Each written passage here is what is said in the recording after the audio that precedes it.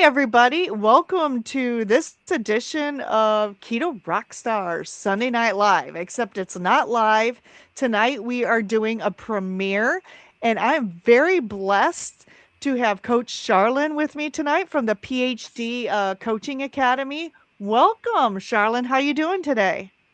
Amy, I am doing great. I am so delighted to be here and to talk about health. It's just a passion I have. It's something that everybody needs to know more about because we have to live our best lives. And the only way to do that is to learn what works best for us. So I am Exactly. very, very excited to share. Exactly. And thank you so much for participating and being a guest on the channel. And today we are going to talk about a health topic that some of us coaches have run into, maybe ourselves personally, or with someone we've talked to or worked with as a coach. And that topic is, why are some clients not getting results, even if they indicate they're doing everything right. And honestly, I am personally in a stall myself. I kind of know some of the things on this list that we're going to talk about are some of the reasons why I'm in a stall personally. That doesn't mean that it's a failure. It just means it's a learning experience that we can glean from and, talk about and move forward. So, um, the first the first point that I want to ask Charlene about is, do you think that hidden carbohydrates could be the culprit? Do you think that maybe some people have some carb creep and that's why they're not getting results? Well, I think that could be part of it. Some people unknowingly are taking maybe supplements that have carbs in them. You have to read every ingredient and find out what the carbs are, because you can take supplements. They can if you're taking protein powder, wow, you can get a lot of carbs from that. So it's really surprising when you look at the things that we drink. That's really where I find they sneak in. So Well, and another point to that is sometimes we think we have a good product and we've researched that product, and I've seen this happen before. And then a manufacturer changes that product and they sneak an ingredient in that they didn't used to use, right? And yes, so I've seen this happen too. So we always have to periodically check the products that we're using, even if we think they're good. Uh, what is an example of that? Well, the egg white protein powder from Now Brand. They started sneaking in sunflower lecithin in it. Um, and some of the sweet, some of the products that aren't whole foods. So every right. once in a while, I think it's important for people to check whatever it is they're using, whether it's a vitamin, like you said, a supplement, a protein powder, a sauce, anything like that, because the client could think that, or the person could think that they're doing everything right, but something could have, without their knowledge, be snuck into that. And, they don't realize that that carb creep could be sneaking in. And anything really, I always recommend, if it says keto on the package, run. Okay. So there is no easy fix keto products, keto bars, snack shakes, breads, pastas. Most of the time, it's just junk food that they slap a health word on it. And it's, in my opinion, the best way to stay clean and move forward is to stay away from those products. What are your thoughts on that? Well, I agree with you, Amy. You're right. If we have to be really careful, especially if we're really sensitive to carbs and we want to really lower our carbs, because when you're buying a packaged food, you're probably not doing yourself a favor. So the best thing to do is try to get some fresh food, meat, frozen hamburger patties. Check the labels on everything. Every time you go to the store, check the labels again because, like you said, they could have changed them. Why, I don't know. And another thing is heavy cream. If you're using heavy cream, Try to get a really clean one because they put a lot of additives in dairy. Dairy, Mhm. is really tricky. So, if you can do dairy, try to minimize your dairy and try to get something without all the additives. Just try to get something with, the milk, the salt, and the enzymes. And be careful because some of them have antibiotics in them, which, you know, we don't want that. No. So No. try to get the best you can. You know, you can't always do perfect. I've been looking at tuna recently, and it says tuna in water, right? And it has beef broth in it. What? Beef? Why do they have to put vegetable broth in? It says in water because there's water in there, but there's also other things. So that is another thing that's pretty tricky. So why? Why are they doing that? And another thing that you'll see on labels a lot is natural flavors. Oh, And I think there's a percentage of things that they are allowed to hide and call natural flavors, right? So, I think one of the there natural flavors is sugar, for right? sure, for Yes. sure. So Yes, yes. anything could be under natural flavors. So that's pretty. And a lot of these waters that you drink have the canned waters Yeah. or the bottled waters, the sparkling waters. Everybody loves those. There's no calories, no carbs, but it has Mhm. natural flavors, which we don't know what that is. So it's a guess. Yes, that's a great point. So my next question uh, is protein intake too low or too high? And this is something as a coach, I'm still trying to figure out like what, and I asked Dr. Berry this in our last meeting that we had, the coaching meeting, and I'm like, everyone says eat high fat, high fat, high fat, high protein, high. There's different camps, and it's like there's too much information out in social media. Mm. So I think, you know, can you have too high or too low of a protein intake? What are your thoughts on that? Well, I'm going to say for the most part, most people have too low of a protein intake. So I would say for an adult, 100 grams of protein is something to shoot for. Some people can do a little less, but if you're malnourished, if you are, if you're not doing any activity at all, as you get older, you're going to lose muscle mass. And to keep that muscle mass, you have to increase your protein. So I recommend. I'm not a doctor, but I think that that's a good standard. 100 grams of protein. Just make it a something to aim for. You don't have to hit the target every time, but you can see that if you eliminate lower protein foods out of your diet, it'll be easier to attain that just a baseline. And some people need more, especially if you're really an athlete, you're working out a lot. But as we get older, we don't process the protein as efficiently. And it's really important to keep your muscle mass. That's just part of health. If you do not keep that muscle mass, you are just going to get frailer and things will happen and you'll be like, what happened? It's like, oh, I did not keep up with the protein. So I encourage people keep up with the protein, try to eat meat to get your protein. And, for those people that have some kind of a condition, they cannot maybe swallow so good, or maybe they're having trouble eating really well.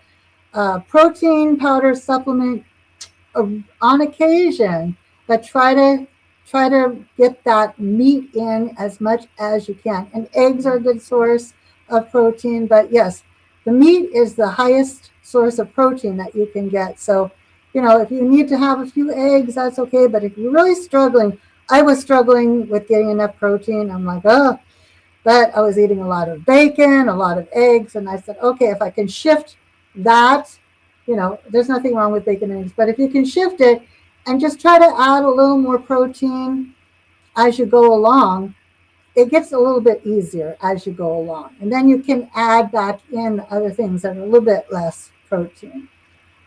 does, and it does get easier. And I just want to reiterate what you said is that too little protein can lead to muscle loss and a slower metabolism. So it will slow Yeah. down your metabolism.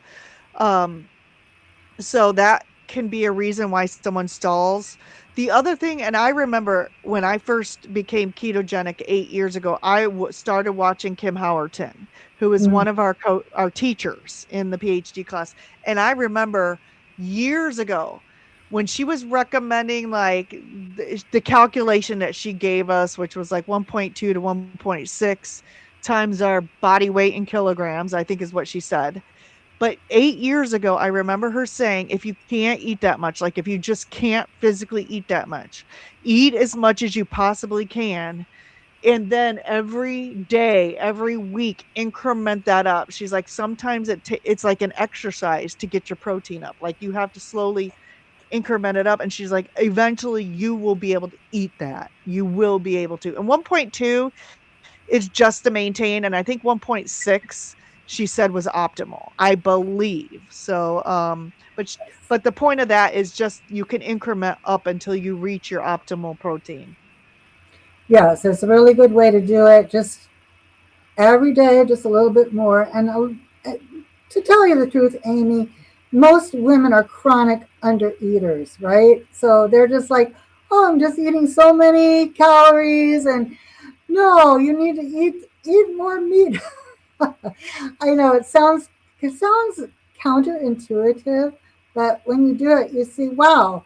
Because I was under eating when I first started doing this low carb diet, and it was 1,500 calories, and I got to a place where nothing was happening. I hadn't started to lose weight at the beginning and saw an improvement, but then I was like, well, maybe I just need to eat more. And I actually did. I got up to like 2,300 calories.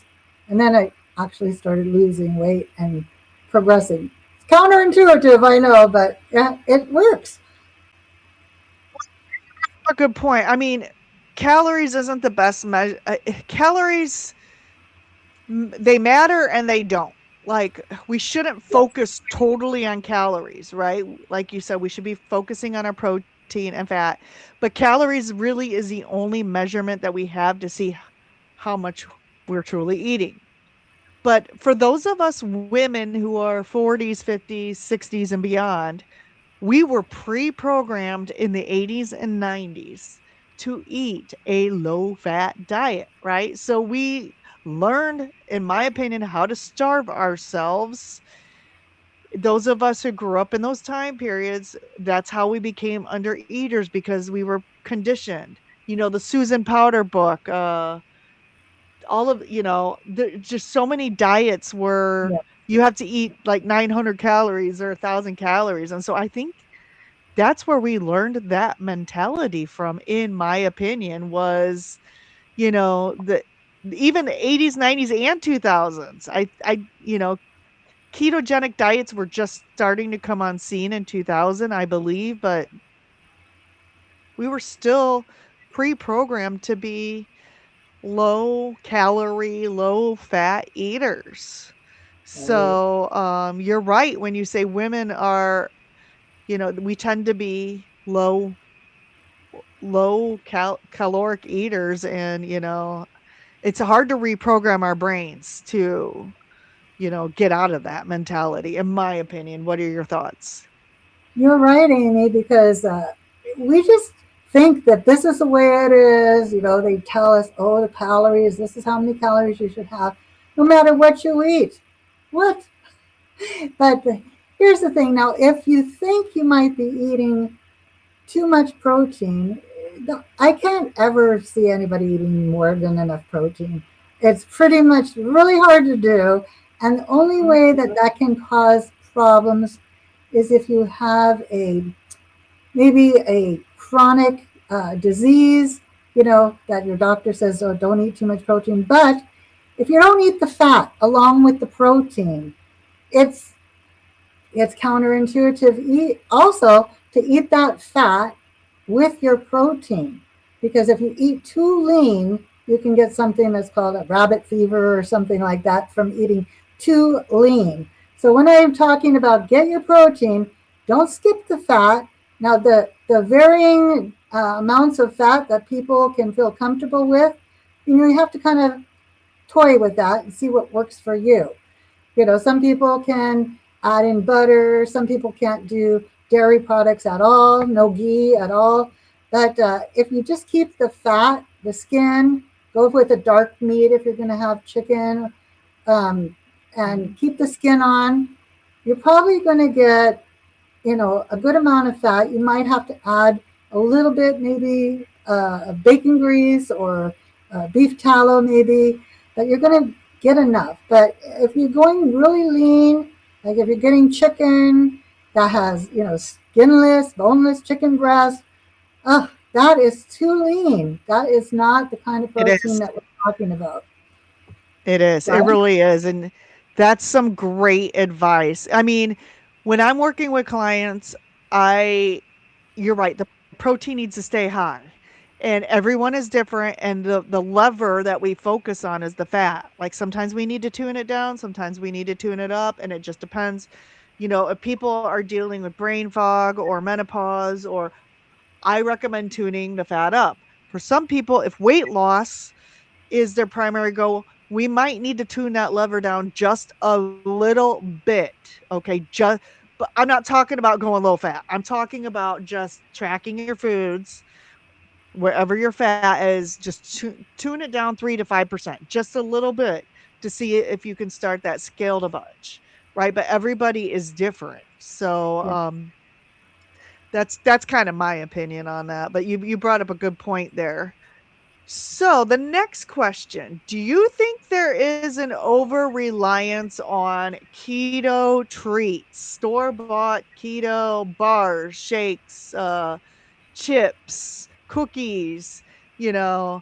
A lot of clients might think they're compliant and they're doing everything right, but then when we talk about what they're eating, they're going to the store, and I'm not going to pick on any brand specifically, but they're saying, "Well, I got they were labeled keto, they must be okay." What are your thoughts on that? Yeah, that is just marketing. People want your money and they're going to market. They can put a label on it. They even have something called protein water. So there you go. Protein water. But yes, Really? yes. So if you look at these labels, you're going to find that the carbs are way up, the sugar is way up, and these are not things that what? No, you might as well eat a cake. You could probably get protein in cake, right? Because it has eggs in it, right? But no, these are not the kinds of foods that we want to get. We want to get as natural as we can, right? So if it's Mhm. baked, if it's baked, they have to put something in there to preserve that food. It's not going to be the optimal kind of food we want to get. I haven't really bought any keto things, but I know people tend to go for the protein bars, and the protein drinks, and oh, the things that they put in these foods. Oh, you just don't want to feed them to anyone that you love. You just don't. I I'm know. just. I'm sorry. Please don't do that. I mean, They're if it's in a marketed as health foods. They're right, marketed as health foods, like, these are good for you. I no. mean, maybe some of them are better than, like, traditional and standard junk food, but they're not health foods. They're not. No, no. That's just not the way you want to go. Like what they put in Ensure. I mean, that is a nutritional drink for people that are, in bad shape. No, do not. Mm, no, don't read the ingredients, please. Anything you take, you need to have informed consent. It's like, what is that ingredient? I don't even know what it is. If you have to go research it and find out where it came from, then yeah, you probably don't want to eat it. Yeah, and so check out for all these sneaky ingredients, like you said, the natural flavoring. That's no good. But yeah, if I say once in a while, if you have to, you're starving, and the only thing there is a keto bar or a protein bar. okay, but don't make this something you seek out and put in your Right. pantry, or give to your family or your friends or your loved ones, because these prepared foods are prepared to live on the shelf for quite a long time, and none of those ingredients are for your health. The half of the ingredients, I would say, are not for your health. And yeah, so beware.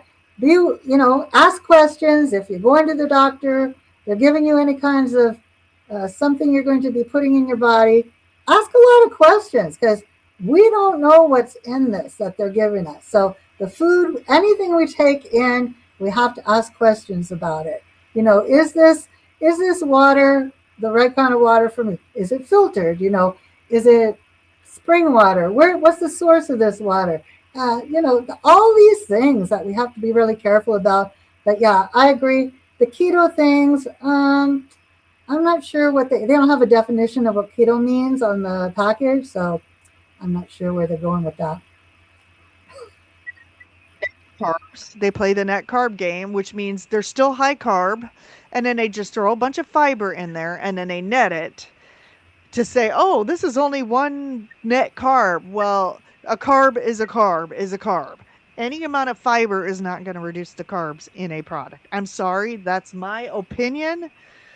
So I have gone round and round, and I've called some advertisers out on Facebook over this, and we've gotten flat out arguments on it. But do not.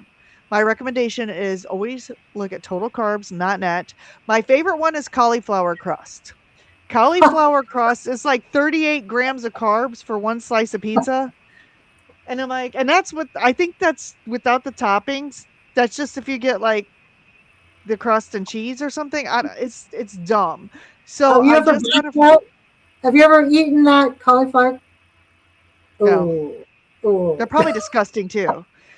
And next week I'm going to be demonstrating how to make a chicken crust pizza, which is way better if you eat pizza, and it really doesn't take long to make. So I would advocate for the chicken crust. The other thing, think about this. I'm pretty sure I had surgery in October, and I'm pretty sure when I was in the hospital, they hooked an IV bag up to me, right? And I'm pretty sure there was glucose in that IV bag. I forgot to ask for no glucose because I felt terrible and had cravings for a long time after I had surgery. Mm, So even when you go to the doctor or you're in an emergency room or you're having surgery, they hook an IV bag. It could be one of two things. It could be salt, saline, or it could be glucose. And mm. so if you're trying to lower your sugar and they hook you to a bag of sugar water, there's things that we don't even think of that the medical system is putting in our bodies, while we're incapacitated or right before we get incapacitated. So Right. one thing to even think about is that. Okay, so next question. And this one is all about me, right? So how does chronic stress affect progress? What are your ooh, we lost Sharlyn. Okay, hopefully she will pop back in here. But while here she comes. Okay, we lost you, but you're back. We lost you, but you're back. So you Okay. missed what I said, probably. So I will repeat that.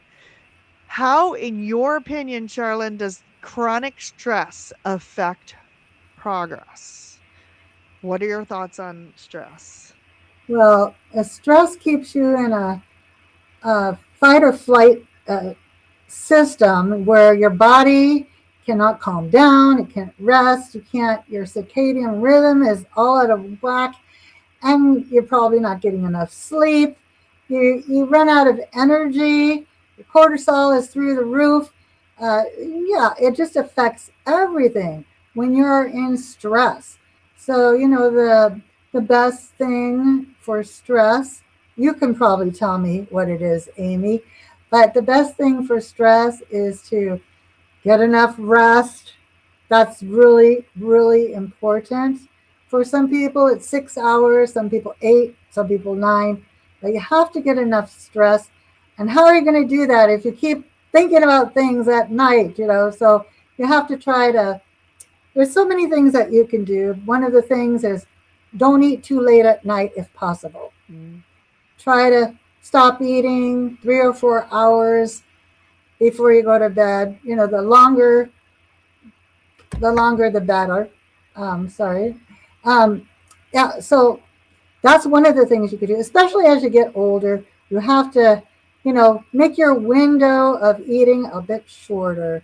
And this lets your body rest. It calms your whole system down. Another thing you can do is in the morning, get up and try to go outside and get the sunlight in your eyes without your glasses on. Put your feet on the grass or the dirt, whatever it is you have out there, and get grounding. We are electrical beings. I know that might sound a little strange to people, but why do they do an EKG at the hospital? I wonder. Because you have electrical pulses going through your body and they can monitor that. So it's very important to get the grounding, get the natural light in, be thankful for the day, you know, just say, wow, I'm thankful for this day. I can get out here and get the sun and get the light, the natural light. Maybe you hear the birds singing. I don't know what time you get up. But even if it's overcast or dark out, it's a really good thing to do to start your day. Do some breathing, maybe breathing techniques can help you. And Yes. yes, and Yes. try to eat your meals full of protein, full of nutrients. That is going to do a lot for you. But if you're eating snacks because you're just skipping those meals, that's going to put you into another stress zone. You'd be like, Mhm. oh, and I feel hungry and hangry and all this stuff. So that can really stress you out too. So many things. If you pray, prayer is a great thing, to just meditate on the blessings Yep. that you have. Thank God for them. So many things you can do to de-stress your life one step at a time, though. You can do it one step at a time. And over, the days and the weeks and the months, it gets easier and it gets better. And this one is the most difficult for me personally because no matter how much I try to resolve stress in my life, I take care of loved ones, right? Loved ones get sick. You have things that go on that are out of your control. The late night hunger one is me. Some things that I have personally done instead of going for that snack, go for a 20-minute walk. Hmm. Even if it's just a walk around your house, just get up and walk around your house. Like if it's dark out and you can't go outside or whatever. Um, for me, I have a treadmill and I have now a uh, stationary bike, so I can get on there and do 20 minutes. Another thing that I find that I do is if I get really hungry, I make my own electrolytes. You can buy some clean electrolytes. I highly recommend not the flavored ones for this. But if it's getting in the evening and I'm hungry, I will mix some electrolytes, sometimes with warm water because that's soothing and it reminds me of warm chicken broth to have warm water with electrolytes in it. And I'll sip on those instead of eating a snack. And that seems to calm me down and it also staves off any of the leg cramps because I'm 8 years in and I still get leg cramps. So those are some things that I do. I really like the prayer and the meditation.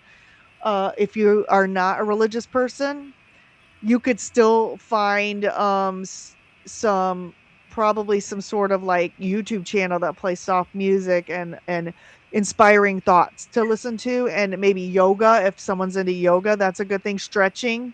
If you don't know yoga, everybody knows how to stretch. Stretching is good, and just listening to something calming. And so those are some things. The breathing exercises are big for me right now. I have a video out coming out Thursday, but I have a little. I'm trying to work on expansion of my lungs because in my CAC score they did find some stuff going on with my lungs. So the breathing is good to work on being able to breathe, but also that calms your vagus nerve, which Hmm. is that controls stress. So the breathing exercises are really good. So those are all things that you can do. The sleep is important, and I fail at that too sometimes because I Hmm. just have too much to get done during the day because I'm so busy. But every once in a while, you just have to say stop and just go to bed. You just have to. And if you're not busy and you're hungry, sometimes just go to bed.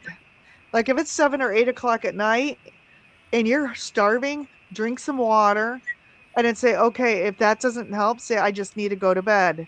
Almost every time I've done that, I went to bed, the hunger calmed down, I fell asleep, and in the morning I woke up and I wasn't even hungry. Like something with that. There's something to late night stress or stress eating that if you just go to bed, sometimes that helps. Would you agree? I agree because when a lot of people are in a stressful situation, they look to food to soothe themselves down. And I think it's just a habit that we're not really hungry. Um, we just, oh, we need to have food. That's the answer, right? So I think that's Yes. mostly what it is. I don't know if you're eating enough during the day. That's another conversation.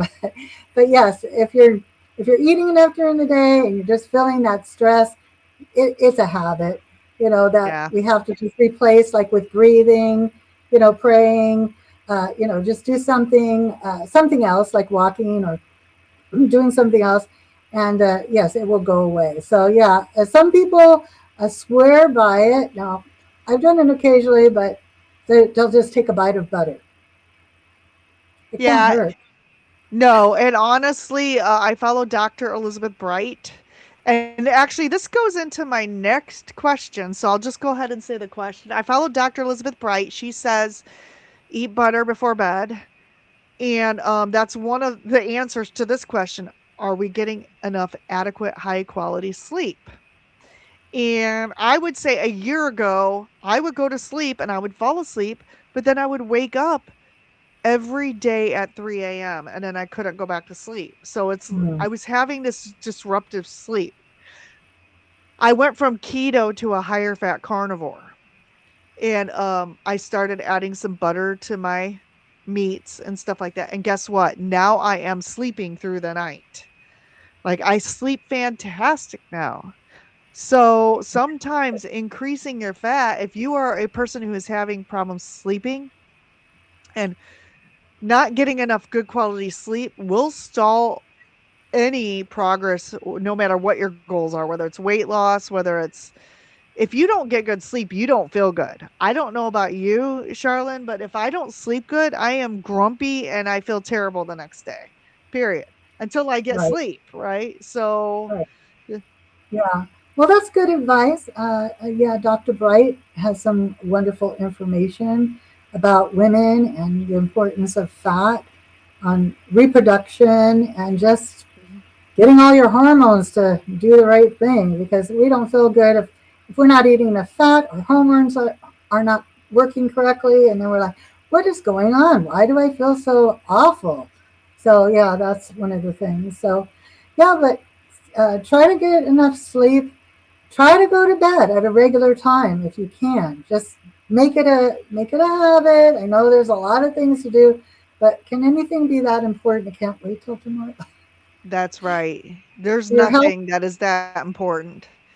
Yeah. Well, basically, what I like to instill in my clients is everything that you do is preparing you for the future, so that you can walk, so you can move, so you can be healthy and not dependent on the medical industrial complex, that you won't be a statistic and be going to the doctor once a week or more than once a week and taking all these medications.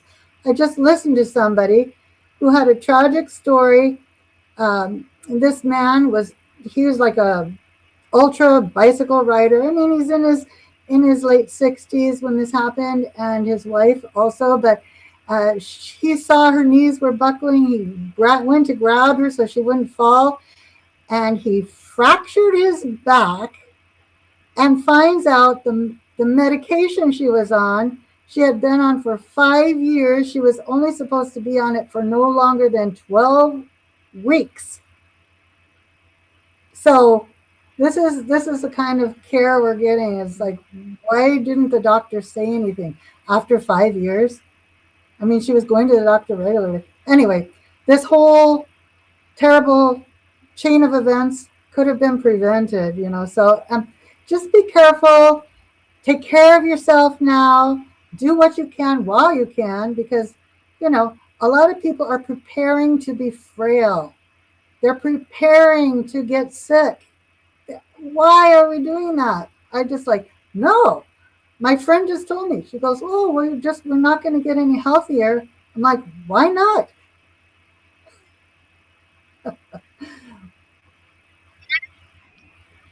People can become healthier at any age, I believe. Oh my. 60s, 70s, 80s. Um, you know, you can start to feel better if there's something that is going on, and there's just so many stories out there of people healing and reversing conditions and Yes. getting better with a proper diet, right? With real whole foods and eliminating processed foods and seed oils. And I mean, and anytime I come across somebody that's suffering from any kind of issue or ailment or disease, there I find a story. I know Dave Mack. I don't know if you know who Dave Mack is, but he Yes. has like what 20 some hundred interviews or something like that. Like there's thousands of interviews. And he's interviewed someone with almost every medical condition there is out there. And some of them have the same medical conditions. And I mean, there's just and I'm not saying that this way of life cures everything because it doesn't. Yeah. This is not medical advice, but the stories say it all. I don't think people would come on thousands and thousands of people and lie about and I've had my own reversal of conditions. We can tell our own stories, high blood pressure reversed, chronic inflammation reversed. My sleep apnea isn't gone, but it's much better. Um, I've endured 7 surgeries that I think that I wouldn't have had to have happened had I have Mm. eaten this way much earlier. Uh, and, I mean, there's just so many stories of people that, that if you are suffering from something, reach out to us. We can get you somebody's story. We can share a video with you of, Absolutely. inspiration for so many conditions that have gotten better or even reversed on eating proper whole foods. That's well, I So would say yes, to people, that is you know, wonderful. open your mind to the possibilities that the simple it's simple, but just changing your diet can change your entire life. You know this, I Amy. know. I do. I lost 60 pounds without any exercise because I was on Uh, crutches for a whole year when I was keto and I lost 60 pounds that year, mostly eating bacon and eggs because I had a meat aversion. I had a meat aversion in 2019 because of all the surgeries. I didn't like the taste of meat for about a year, and bacon and eggs, I lost 60 pounds. yeah, So, I yeah, mean, and I couldn't exercise. I was doing very little movement because I was on crutches from hip surgeries. So, I mean, right. that year was like mind blowing. 2019 was mind blowing for me. And then in my situation, I thrived during the shutdown of 2020. A lot of people were at home depressed. They couldn't get out. And I'm like, I'm at home eating meat and vegetable. At the time I was keto, I was eating vegetables. I'm like, everyone's talking about all this weight gain, and I was still losing weight. It was I'm like, that was not my experience, just because I was putting the right fuel in my body. Now, sometimes it was hard to get the right fuel because the shelves were devoid of meat sometimes, but uh there were ways around that. I had a deep freezer and I stockpiled a lot of stuff, so we were Mm, good. But yeah, yeah. okay. It's if you you know, just think about it. Maybe eating more healthy, natural way. You want to do things a natural way. We have Mhm. a lot of avenues that we can go to. So if maybe what you're doing isn't working for you, maybe think about that. Maybe think about just changing your diet a little bit and see what happens. I mean, it can't hurt you. For sure, for sure. So, the next question, uh, could dairy or even eggs, and I'll point something out about eggs in a minute because eggs to me are the superfood, but for some people they can't have them. And it's mostly the egg whites, but could dairy and or eggs be causing inflammation? What is your thought on that? Yes, I've heard of that. A lot of people have histamine problems with the egg whites, especially. I've heard that if you just eat the egg yolks, Yep. you don't have as many issues. Personally, I haven't had those problems. But dairy, yeah, dairy can be a big one with some people. They still have inflammation when they eat the dairy, even ghee. So I think that if you can afford it, you can try getting the raw dairy and try to find someone who raises their chickens um, on mostly meat, maybe, and see how that happens. Because the way that the ones that are even the fancy ones at the store, the ones that are cost $10 a dozen, yeah, you would be Mhm. surprised. So, yes, but chickens, the way that chickens are raised, my cousin, she lives out in the country. She knows everything about chickens, and right now she's eating quail eggs because the quail eggs. She says I have to have 6 quail eggs to make an egg. But she says, oh, they're so Oh, creamy and so delicious, and I know there's nothing, nothing bad that they're feeding right. to, you know, and they're fresh. And she wouldn't even ever eat a store bought egg. But eggs are a superfood if you can tolerate that. And some people have problems with hamburger too, so that's the thing because the histamine issue. Yeah. I think that I have a histamine issue because I tend to, even only eating meat, have joint pain, right? And it comes and goes. So I've often wondered if the egg whites bother me, and yeah, I notice even eating meat, I still get bouts of joint pain. So I think that, but the problem is I probably am a good candidate for going lion diet, which is only ruminant meats.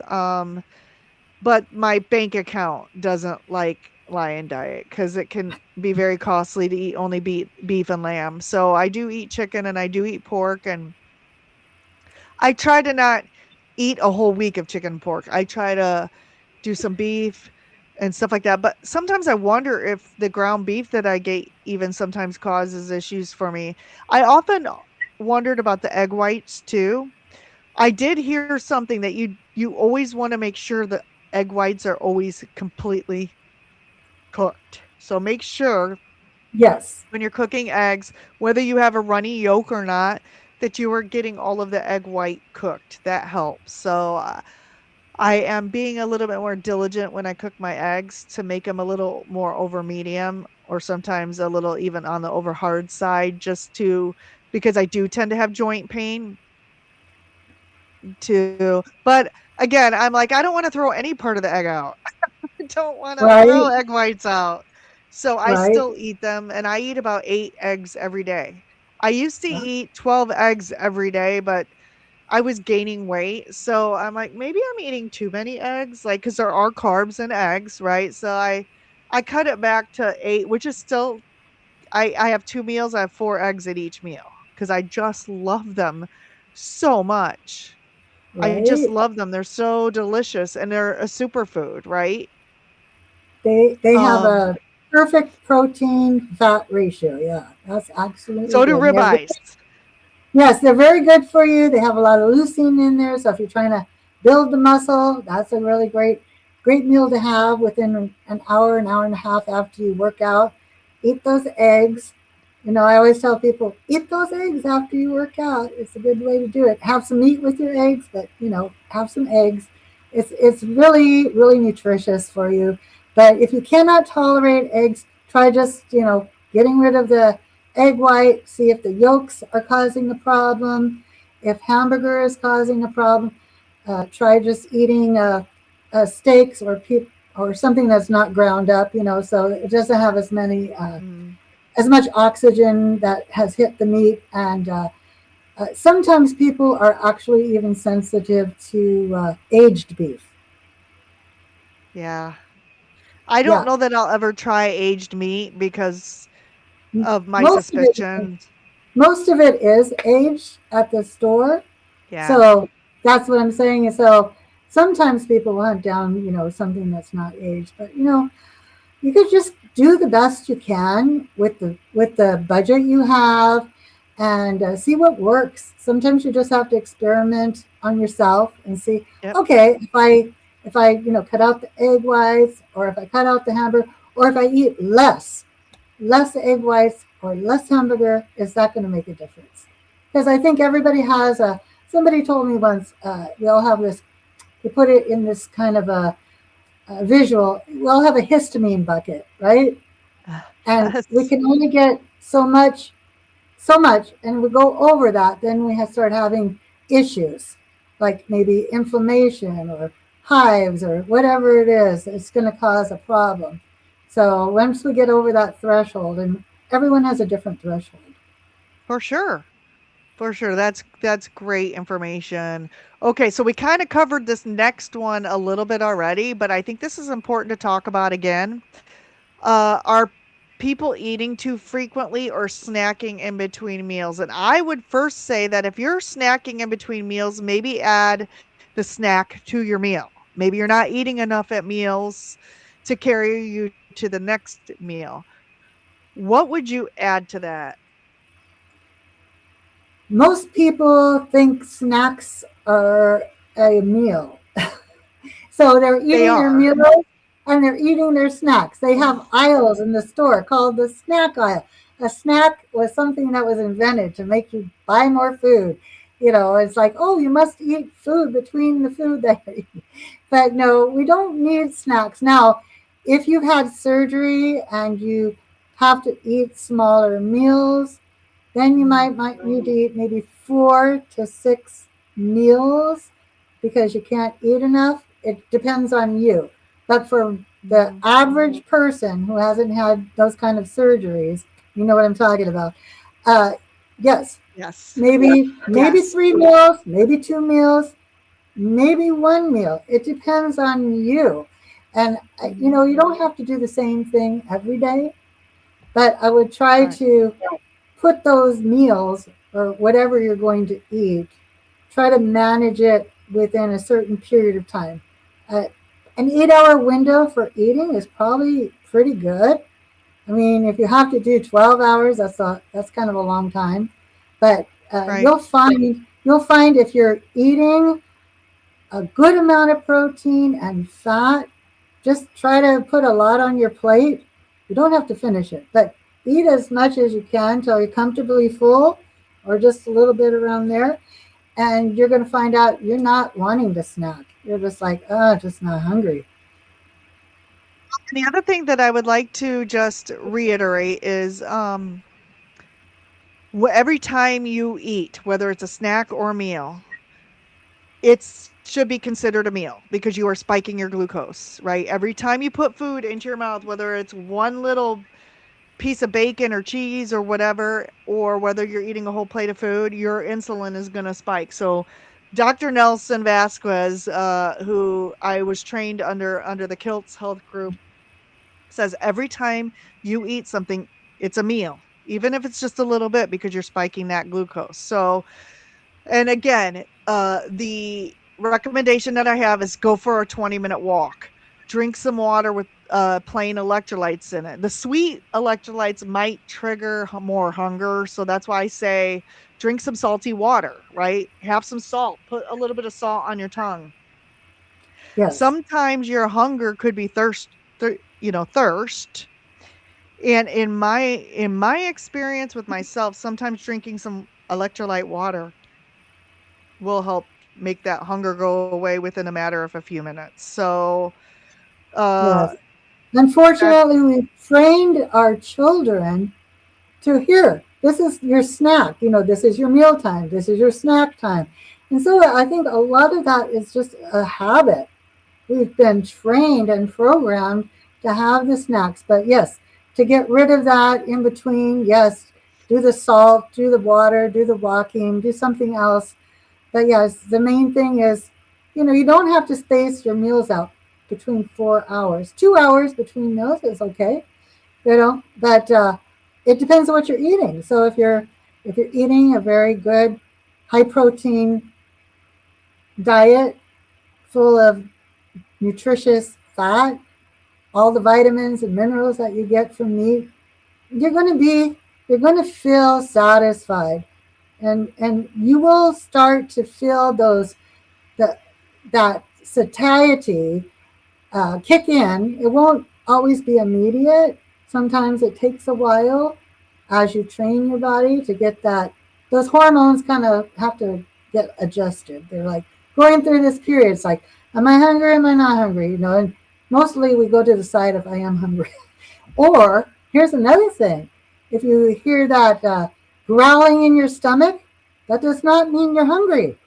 You've always been told, oh, that growling in your stomach, you must need to eat some food. No, that's not, no. That's something that we were told. I don't know if you were told that, Amy. Yeah.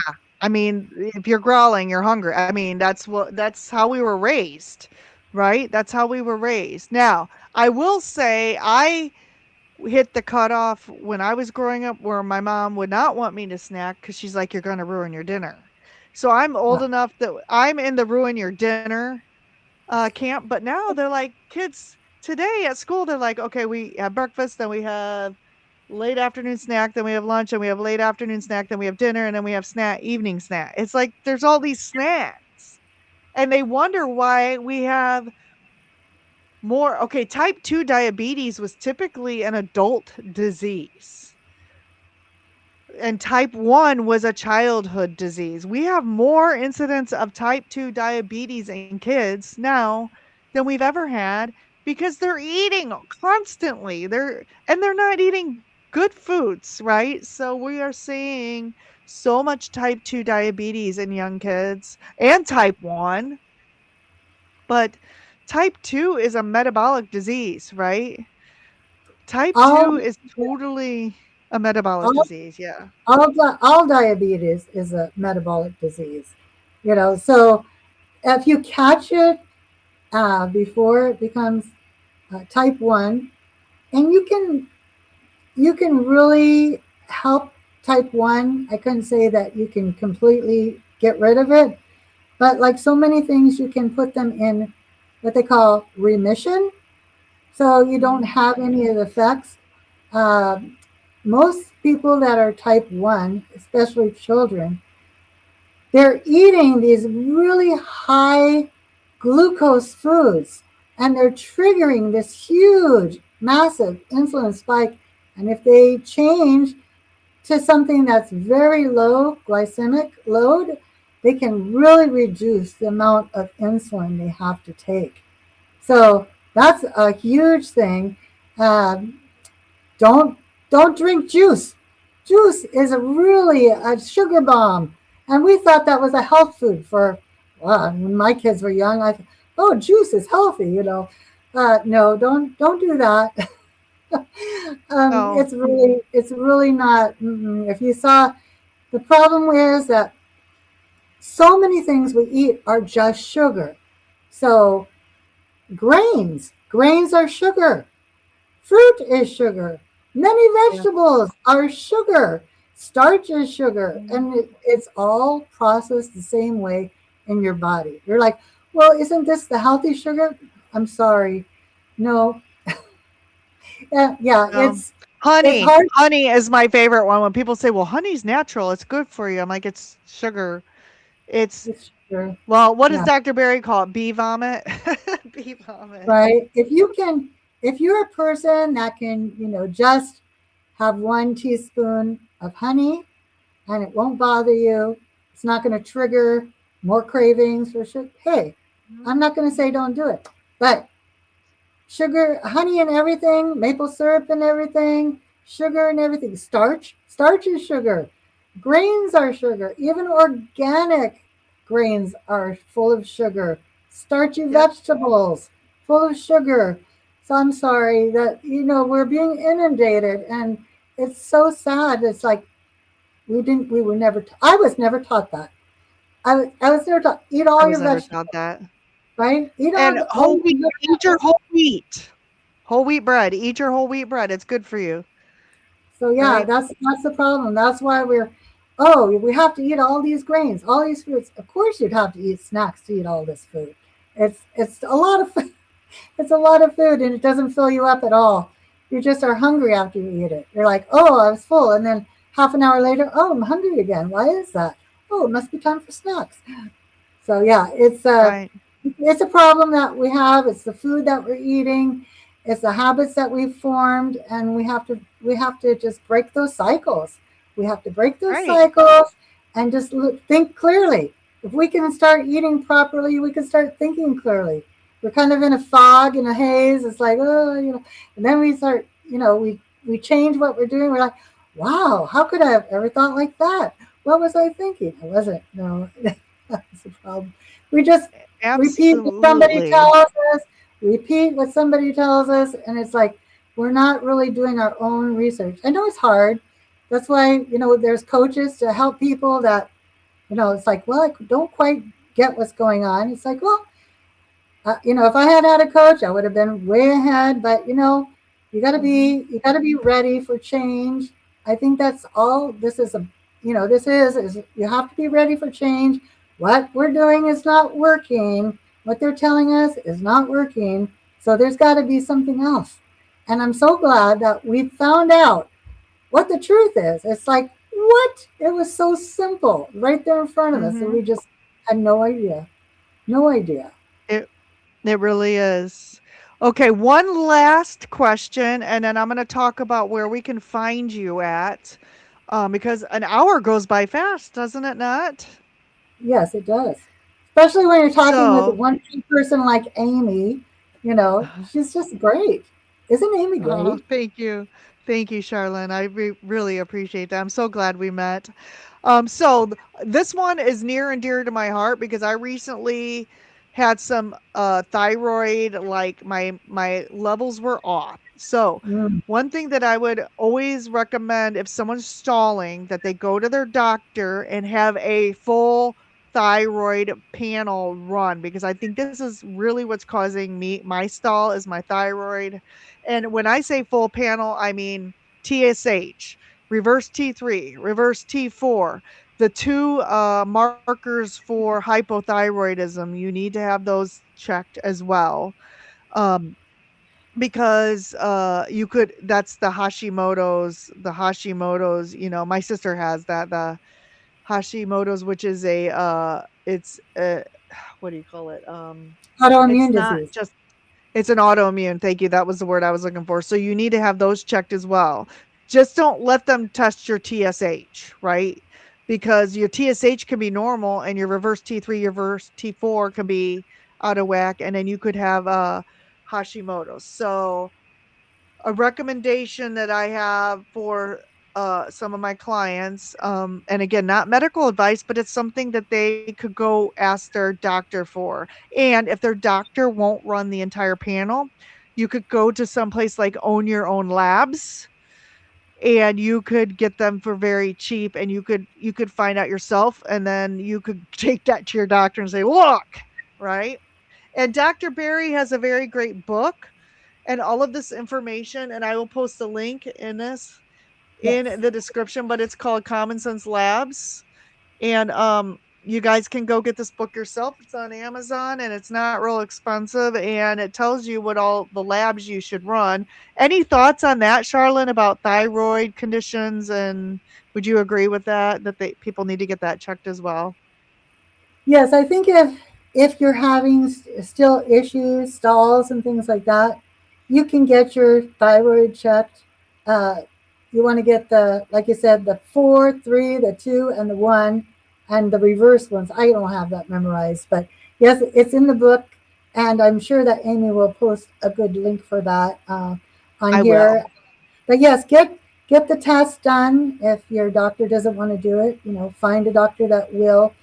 Um, I think Dr. Berry, I think it was Dr. Berry, interviewed somebody that had just come out with a book on thyroid. I can't remember what the name of that was. But anyway, but yes, get that checked. And another thing is iodine.